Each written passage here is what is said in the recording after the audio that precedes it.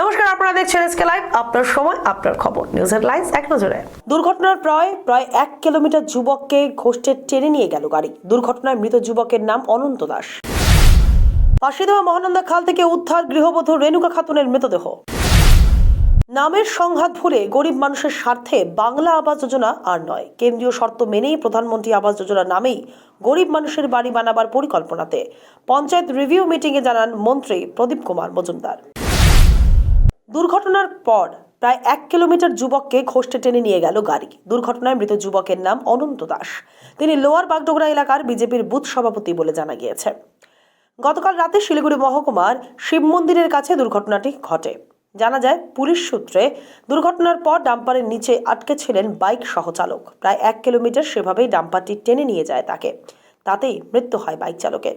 এরপর বাইকে আগুন লেগে যায়, সেই আগুন থেকে পুড়ে যায় ডাম্পারটিও। স্থানীয় সূত্রে খবর, গোসাইপুরের কাছে ডাম্পারটি বাইকে ধাক্কা মারে, ডাম্পারের নিচে আটকে যায় বাইক সহ চালক।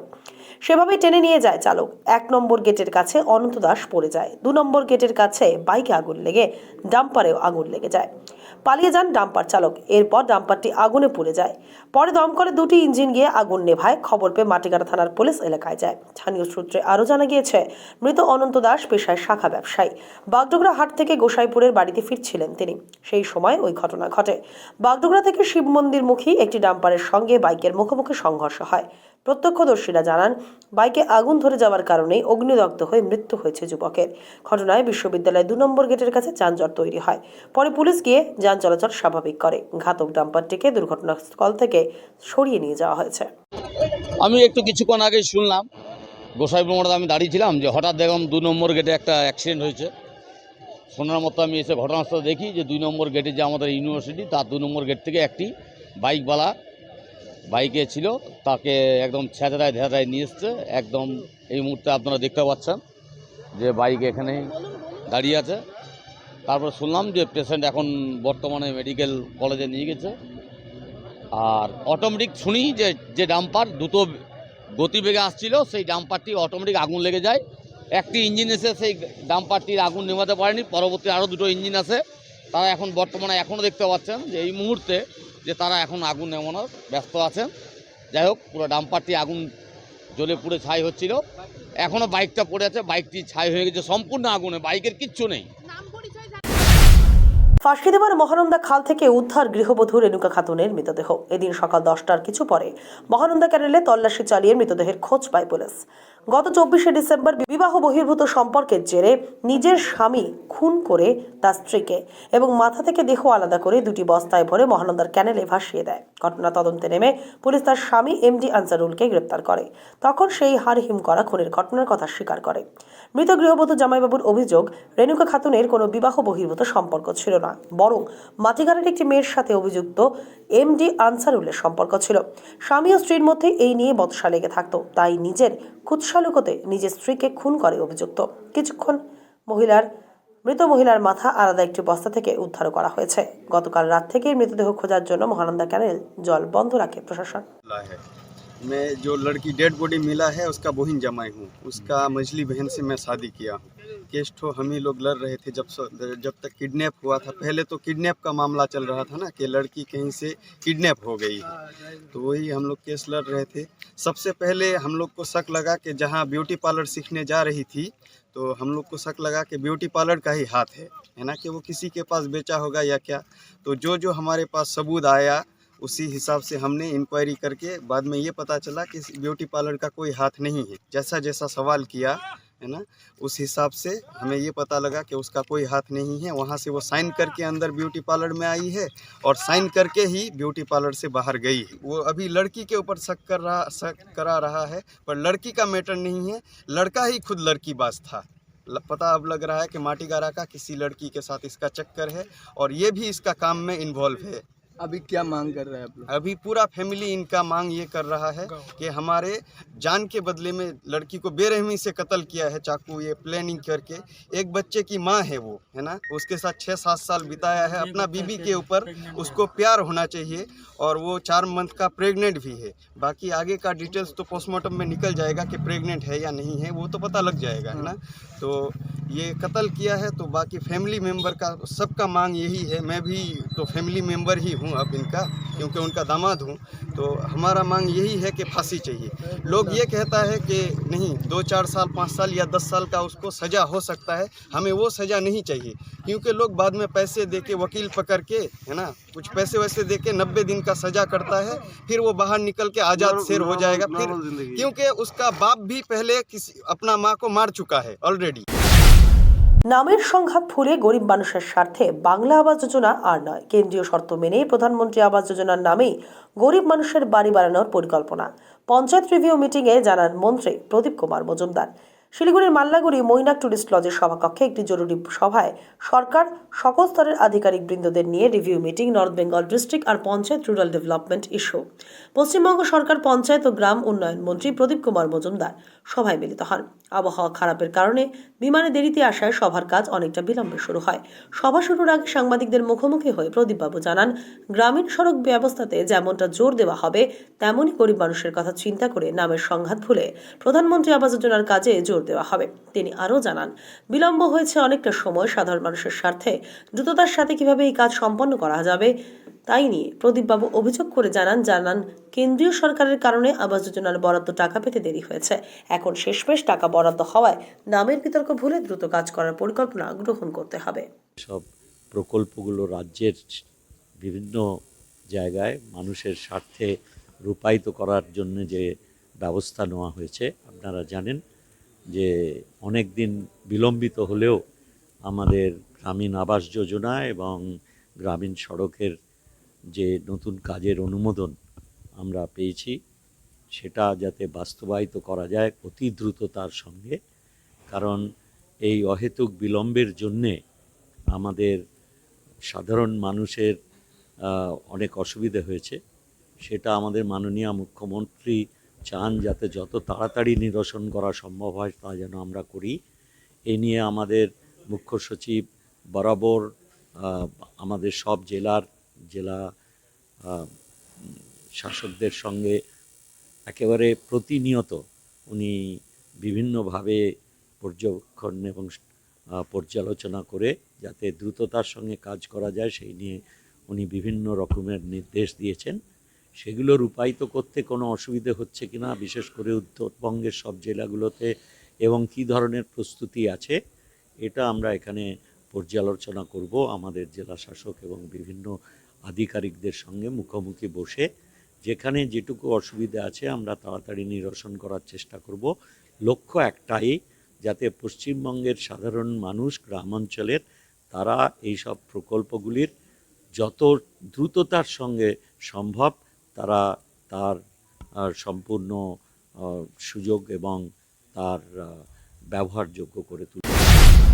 শিক্ষা বাঁচাও, পশ্চিমবঙ্গ বাঁচাও, এমনই আহ্বান জানিয়ে পশ্চিমবঙ্গের আগামী প্রজন্মকে ধ্বংসের হাত থেকে বাঁচাতে আগামী 6 জানুয়ারি শিলিগুড়িতে এবং 10 জানুয়ারি কলকাতাতে শিক্ষা সংস্কৃতি সুরক্ষা মঞ্চের পক্ষ থেকে শিক্ষা বাঁচাও, পশ্চিমবঙ্গ বাঁচাও শীর্ষক বিশাল সমাবেশের আয়োজন করা হয়েছে। এই বিশাল জনসমাবেশের আগে শিলিগুড়ির বাঘাযতীন পার্ক ময়দান থেকে একটি মিছিল সংগঠিত করা হয়। মিছিলটি উত্তরবঙ্গের 8টি জেলার প্রতিনিধিরা অংশগ্রহণ করে। শিক্ষা সংস্কৃতি সুরক্ষা মঞ্চের পশ্চিমবঙ্গের প্রদেশ কমিটির সদস্য বাপি প্রামাণিক জানান, পশ্চিমবঙ্গের শিক্ষা ব্যবস্থার আজ বিভীষিকাময় অবস্থা। রাজ্যের গণতন্ত্র হত্যা থেকে শুরু করে রাজনৈতিক হত্যা, আর্থিক ও প্রশাসনিক দুর্নীতি, জাতির মেরুদণ্ড তথা শিক্ষা সংস্কৃতি পরিসরকে কর্দমাক্ত বন্ধভূমিতে পরিণত করেছে পূর্বতন বাম ও বর্তমান তৃণমূল রাজ্য সরকার। এই পরিস্থিতিতে শিক্ষাক্ষেত্রকে দুর্নীতিমুক্ত করার পাশাপাশি শিক্ষাক্ষেত্রে আমূল পরিবর্তনের দাবি জানিয়ে একাধিক দাবি নিয়ে পথে নেমে আন্দোলন শুরু করেছেন শিক্ষা সংস্কৃতি সুরক্ষা মঞ্চ। আজকে শিক্ষাক্ষেত্রে যে ব্যাপক দুর্নীতি হয়েছে আপনারা গত কয়েক মাস ধরে দেখছেন, আজকে পুরো শিক্ষা দপ্তরটাই আজকে জেলে আছে। এসএসসি টেট চরম কেলেঙ্কারি, কোটি কোটি টাকা আজকে ধরা পড়ছে। প্রায় 30,000 আর ভুয়ো শিক্ষক ধরা পড়েছে, তাদের চাকরি যেতে চলেছে, কোর্টে বিচারাধীন বিষয় আছে। এবং পশ্চিমবঙ্গে শিক্ষাক্ষেত্রে ব্যাপক রাজনীতি চলছে। আপনারা খেয়াল করেছেন যে বিশ্ববিদ্যালয়ে আজকে আচার্য পদেও মুখ্যমন্ত্রীকে বসানোর চক্রান্ত চলছে এবং সমস্ত কলেজ এবং স্কুলগুলোতে আজকে ম্যানেজিং কমিটির প্রেসিডেন্টে সমস্ত জায়গায় আজকে আর রুলিং পার্টির লোকেদের বসানো হচ্ছে। তো ব্যাপক রাজনীতিকরণ চলছে আর শিক্ষাক্ষেত্রে ব্যাপক তোষণ চলছে। আজকে ধর্মের নামে এখানে ঐক্যশ্রীর নামে প্রকল্প চালু হয়েছে, এখানে অধিক স্কুলে আজকে সরস্বতী পূজা বন্ধ হয়ে যাচ্ছে। আজকে ধর্মীয় পোশাক আপনারা যেটা শিক্ষাক্ষেত্রে স্কুল ইউনিফর্মের পরিবর্তে ধর্মীয় পোশাক পরে ছাত্রছাত্রী। এখন সময় একটি বিরতির।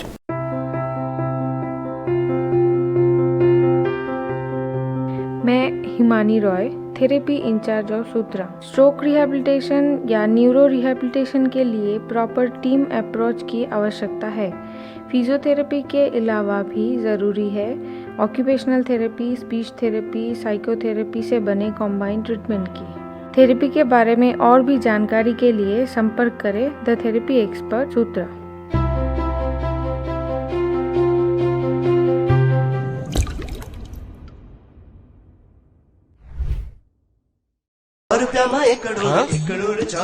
केवल 100 રૂપિયામાં 1 કરોડ सच्ची किन्नुहोस् डेढ साप्ताहिक लटरी केवल 100 रुपियाँमा अनि जित्नुहोस् पहिलो पुरस्कार 1 करोड रुपियाँ। यदि तपाईँ आफ्नो क्षेत्रबाट छुट्नु भएको छ भने डियर लटरेज हिमालयन आइडल सिजन 2 नेपाली साङ्गीतिक रियालिटी शोको सिलगढी एडिसन तपाईँको निम्ति लिएर आएको छ सुनौलो अवसर, जहाँ आगामी 8 जनवरी 2023 को दिन सिलगढीको मिलन मोड स्थित लिटिल एन्जल स्कुलमा हुन गइरहेको छ अन्तिम अडिसन। इच्छुक प्रतियोगीहरूको निम्ति स्पट रजिस्ट्रेसन साथै अनलाइन रजिस्ट्रेसन पनि खुला रहेको छ। अधिक जानकारीको निम्ति सम्पर्क गर्नुहोस् 8293351883 अथवा www.sklive.news। वर्षों के अनुभव और सद्भावना के साथ सिलीगुड़ी का लीडिंग इलेक्ट्रिकल्स की दुकान, जहां Havells gold medal, RR cables, Crabtree, Legrand, Bajaj और कई अन्य कंपनियों के डिस्ट्रीब्यूटर्स और होलसेल व्यापारी हैं।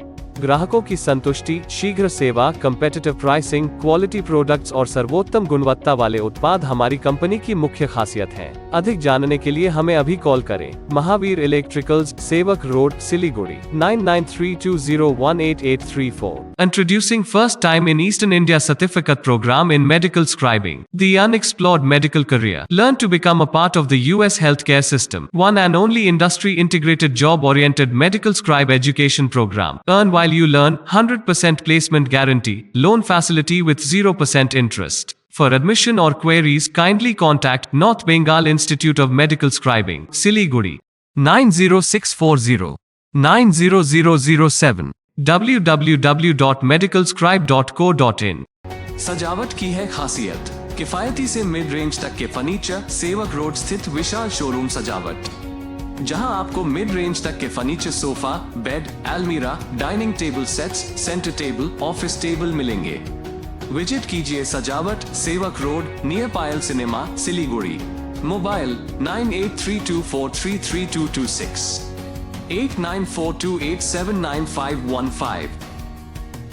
काम की तलाश में है? टेक्निकल काम सीखिए और खुद मालिक बनिए। बड़ा कार्य क्षेत्र आपका इंतजार कर रहा है, तो देरी किस बात की। 3 महीने में फोटोग्राफी, सिनेमेटोग्राफी और वीडियो एडिटिंग सीखिए और बन जाइए सेल्फ एम्प्लॉयड। या फिर फोटोग्राफी हो आपकी hobby. Enroll for photography, cinematography और video editing Somani DigiVision and productions, Ashram Para, Angela school के बगल में, सिलीगुड़ी। कॉन्टैक्ट 9434023813। गोदरेज इंटीरियो घरेलू और कार्यालय दोनों क्षेत्रों में भारत का प्रीमियम फर्नीचर ब्रांड है, जो डिजाइन, निर्माण और स्थिरता के लिए एक जाना माना नाम। फर्नीचर श्रेणी में देश की सबसे बड़ी इन हाउस डिजाइन टीम। आपकी सेहत का ख्याल रखते हुए हम आपका जीवन भर साथ निभाते हैं, क्योंकि हम हैं ग्रीन गार्ड सर्टिफाइड, एर्गोनॉमिक और बहुत टिकाऊ। अनुभव करने के लिए स्टोर में पधारें। SN interiors, Godrej showroom, planet mall, सेवक रोड, सिलीगुड़ी। 50 से 70% कम कीमतों पर लाजवाब डिजाइन, ब्रांडेड फर्नीचर, गारंटी सहित मजबूती का वादा। सही समय है, बना लो इरादा। Bedroom set, sofa set, dining set, office, outdoor furniture and modular kitchen उपलब्ध है। Money can't buy happiness, but money can give you comfort to be happy. For ready and customized furniture, visit Selection Furniture, first floor, Metro Heights, Sevok Road, Siliguri. Contact 9832011336। ফিরে এলাম বিরতির পর। সরকারি জমি দখল ও বিক্রি করার অভিযোগে গ্রেপ্তার হলো 4 জন মাফিয়া। নকশালবাড়ি পুলিশের হাতে গ্রেপ্তার হলো 4 এই মাফিয়া। প্রশাসনের অজান্তে সরকারি জমি বিক্রি হচ্ছে খবর পেয়ে নকশালবাড়ি থানায় অভিযোগ দায়ের করে নকশালবাড়ি ভূমি ও ভূমি রাজস্ব দপ্তর। অভিযোগ পেয়ে তদন্তে নেমে 4 জন জমি মাফিয়াকে গ্রেপ্তার করে নকশালবাড়ি পুলিশ। ধৃতরা হলো বিনয় রায়, বয়স 50, কুলিন সিংহ, বয়স 50, এক্কা বাহাদুর মাঙ্গার, বয়স 49 এবং রাহুল টাইম লেসেনা, বয়স 39। ধৃতরা সকলেই নকশালবাড়ির বাসিন্দা। ধৃতদেরকে গ্রেপ্তার করে শিলিগুড়ি মহকুমা আদালতে পাঠানো হয়েছে। পুলিশ সূত্রে জানা গিয়েছে, সরকারি জমি বিক্রি করা এবং বিক্রি করতে সাহায্য করার তদন্তে নেমে এই গ্রেপ্তার।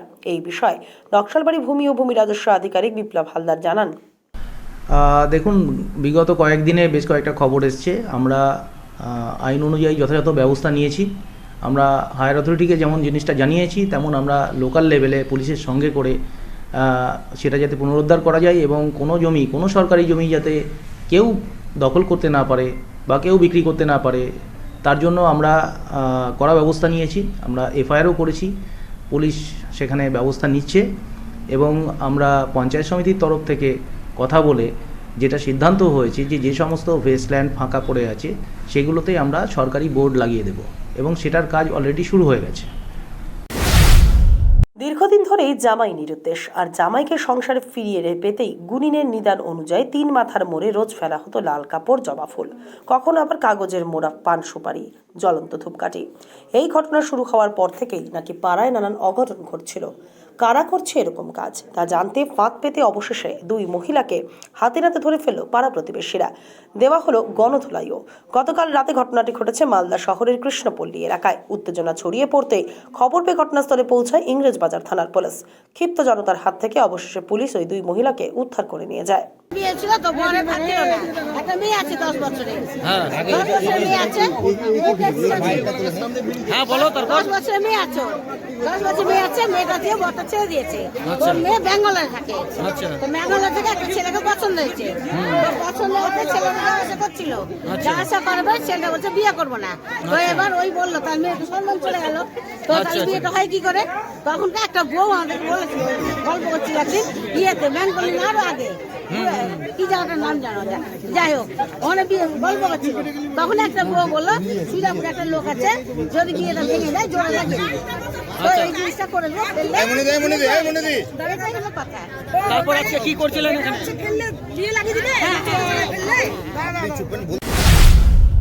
ভয়াবহ দুর্ঘটনায় আহত 25 জন, তার মধ্যে 6 জনের অবস্থা আশঙ্কাজনক। ঘটনাটি ঘটেছে আজ সকাল 10:30 নাগাদ মাদারিহাটের এশিয়ান হাইওয়েতে। এদিন কামাখাগুড়ির মধ্যে পারোকাটা থেকে একটি বাস পিকনিক করতে শিলিগুড়ি ফাগর উদ্দেশ্যে যাচ্ছিল। মাদারিহাট এলাকায় উল্টো দিক থেকে আসা একটি পাথর বোঝাই ট্রাকের সাথে পিকনিক বাসের মুখোমুখি সংঘর্ষ হয়। ঘটনায় বাসে থাকা 25 জন আহত হয়। তাদেরকে স্থানীয় বাসিন্দারা ও মাদারিহাট থানার পুলিশ উদ্ধার করে মাদারিহাট হাসপাতালে নিয়ে এসে এদের মধ্যে 6 জনের অবস্থা আশঙ্কাজনক হওয়ায় তাদের আলিপুরদুয়ার জেলা হাসপাতালে রেফার করা হয়েছে। এটা ওদিক থেকে একটা বাস মাদুরি থেকে বিপাড়া যাচ্ছিল বাসটা, আর বিপাড়া থেকে মাদুরি দিকে যাচ্ছিল ট্রাকটা। এটা মুখোমুখি সংঘর্ষ লাগে। আচ্ছা, গাড়ি কি পিকনিকের গাড়ি ছিল? এটা বাসটা পিকনিকের গাড়ি ছিল। আচ্ছা, কতজনের মতো ইনজুর হয়েছে? মোটামুটি 20-25 জনের মতো। 20-25 জন, মানে সামনাসামনি হয়েছে? সামনাসামনি মুখোমুখি। আচ্ছা, কতক্ষণ আগে হয়েছে ঘটনা? এটা মোটামুটি 9:30 থেকে 15টা। কি ওভার স্পিড ছিল এরকম কিছু না? না না না, মুখোমুখি হয়ে গেছে।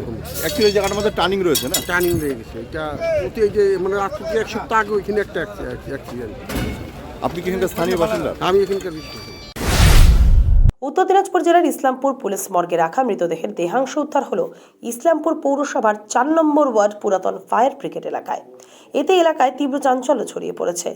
সেই প্রসঙ্গে উঠছে প্রশ্ন, পুলিশ মর্গ থেকে গুরুত্বপূর্ণ জিনিসটি কি করে চলে আসলো এই জায়গায়? তদন্ত শুরু করেছে ইসলামপুর থানার পুলিশ। স্থানীয় বাসিন্দাদের অভিযোগ, পুলিশ মর্গে নিরাপত্তা ব্যবস্থা নেই স্টোরের ব্যবস্থাও। অথবা পুলিশ প্রশাসনকে জানাতে চাই এই জিনিসটা আসবে কেন এখানে, এরকম কোনো হয়নি।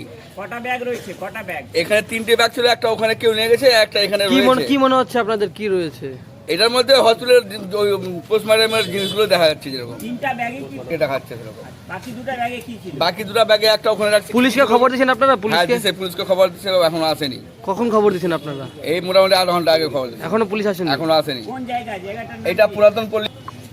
আপনার নাম কি? আমার নাম মোহাম্মদ আসিক। শিলিগুড়ি পৌর নিগমের পানীয় জল নিয়ে শিলিগুড়ি জার্নালিস্ট ক্লাবে একটি সাংবাদিক সম্মেলন করেন শিলিগুড়ির বিধায়ক শঙ্কর ঘোষ সহ বিজেপি কাউন্সিলরেরা। আজ অমৃত প্রকল্পের সাথে যুক্ত হতে চায়নি শিলিগুড়ি। এই নিয়ে তীব্র কটাক্ষ করেন বিধায়ক শঙ্কর ঘোষ। কটাক্ষ করতে ছাড়েননি গৌতম দেবকেও। আজ শিলিগুড়ি জার্নালিস্ট ক্লাবে একটি সাংবাদিক বৈঠকে এমনটাই জানান তিনি। কেন্দ্রের সরকার যখন দুটো প্রকল্প মিলিয়ে প্রায় 500 আর 274 প্রায় 800 কোটি টাকা যখন শিলিগুড়িকে দিচ্ছে, তখন মাননীয় মেয়র বিভ্রান্তি তৈরি করছেন, রাজনৈতিক বিতর্ক তৈরি করছেন। জল দিতে পারছেন না ভালো, কিন্তু জল দেওয়ার যারা চেষ্টা করছে তাদের কাজের সদিচ্ছা নিয়ে যখন প্রশ্ন তোলেন, তাহলে প্রশ্ন করতে চাই আপনাকে যে এতদিন 2011 থেকে 2021 আপনি মন্ত্রী ছিলেন, আপনি আপনার বিধানসভা কেন্দ্রের মানুষকে জল খাওয়াতে পারেননি। এনসিসির প্ল্যাটিনাম জুবলি অর্থাৎ 75 বছর পূর্তি উপলক্ষে একতা ভারত গড়ে তোলার বার্তা নিয়ে মশাল যাত্রা শুরু করেছিল এনসিসির ক্যাডাররা। সেই মশাল যাত্রা শুক্রবার মালদা শহরে এসে পৌঁছালো। একতা এবং অনুশাসনের ভারত গড়ে তোলার লক্ষ্যে গত 20 নভেম্বর ডিব্রুগড় থেকে আগ্রা পর্যন্ত মশাল দৌড় পদযাত্রার আয়োজন করে এনসিসির ক্যাডাররা। শিলিগুড়ি হয়ে আজ মালদায় সেই মশাল যাত্রা প্রবেশ করে। এদিন মালদা শহরের বৃন্দাবনের মাঠে এনসিসির 11 নম্বর বেঙ্গল ব্যাটালিয়নের কর্তারা এবং বিএসএফ এর মালদা সেক্টরে ডিআইজি সঞ্জীব কুমার সহ অন্যান্য পদস্থ কর্তারা এই পদযাত্রায় অংশগ্রহণকারী এনসিসি ক্যাডারদের সংবর্ধনা জানান। ये यूनिटी फ्लेम रन एनसीसी के जो प्लैटिनम जुबली है 75 साल जो पूरे हुए हैं। एनसीसी इंडिया में 15 जुलाई 1948 को रेज हुआ और उसके 75 साल पूरे होने के उपलक्ष्य में ये यूनिटी फ्लेम रन 20 नवंबर को कन्याकुमारी से शुरू हुआ। हमारे एक एनसीसी के एलुमनी हैं कर्नल केएस बुधवार, जो एक मैराथन रनर भी हैं, वो इस फ्लेम को लेकर दौड़ना शुरू हुए हैं कन्याकुमारी से और वो 14 जनवरी को दिल्ली पहुंचेंगे। जो ईस्टर्न फ्लैंक फ्लेम है वो डिब्रूगढ़ से शुरू हुआ और डिब्रूगढ़ से जोरहाट होते हुए कूच बिहार और सिलीगुड़ी होते हुए आज मालदा पहुंचा है और यहाँ से ये कल सुबह बर्धवान जाएगा। बर्धवान से उसके बाद रांची में पहुंचेगा। रांची से जो दूसरा डायरेक्टरेट है बिहार और झारखंड डायरेक्टरेट, वो इसको मशाल को लेगी। ये नॉर्थ ईस्टर्न फ्लैंक जो था नॉर्थ ईस्ट डायरेक्टरेट एनसीसी ने किया है और कूच बिहार से बर्धवान तक एनसीसी डायरेक्टरेट वेस्ट बंगाल। এখনকার মতো খবর এই পর্যন্তই। দেখতে থাকুন এসকে লাইভ। समंदर में तैरने वाले कुओं और तालाबों में डुबकी नहीं लगाया करते हैं। बिजनेस का तंबू 3 बंबू पर खड़ा है: प्रोडक्ट्स, कंज्यूमर और एडवर्टाइजमेंट। अब सोचना आपको है सिलीगुड़ी के कुएं में डुबकी लगानी है या उत्तर बंगाल और सिक्किम के समंदर में तैरना है। चिंता नहीं, चिंतन करो, एसके लाइव में ऐड करो।